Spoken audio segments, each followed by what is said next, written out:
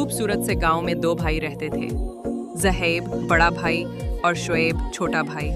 ज़हेब हमेशा शुएब का ख्याल रखता, उसे साइकिल चलाना सिखाई, किताबें पढ़ना सिखाया और कभी अकेला महसूस न होने दिया। शुएब बहुत ज़हीन था मगर बहुत शरारती भी। हर वक्त हंसता, गाता और छोटे छोटे सरप्राइजेस से सबको खुश कर देता। एक दिन शुएब स्कूल से रोता हुआ आया। ज़हेब ने फौरन गोद में बिठाया। क्या हुआ मेरे छोटे बादशाह को? शुएब बोला, किसी ने कहा तुम मुझसे बड़े हो इसलिए तुम ही सब कुछ कर सकते हो, मैं कुछ नहीं कर सकता। ज़हेब हंस पड़ा और बोला, अरे पागल, तुम तो मेरे हीरो हो। जब मैं थकता हूँ तुम ही मुझे हंसाते हो।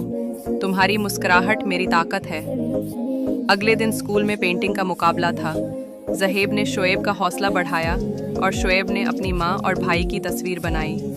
जज ने जब देखी तो कहा, ये सिर्फ तस्वीर नहीं, ये मोहब्बत की ज़बान है। शुएब को पहला इनाम मिला। उस दिन से शुएब जान गया कि उसके अंदर भी रोशनी है, बस किसी अपने को उसे जगाने की ज़रूरत थी। ज़हेब ने शुएब को गले लगाया, मेरा छोटा भाई हमेशा सबसे आगे रहेगा।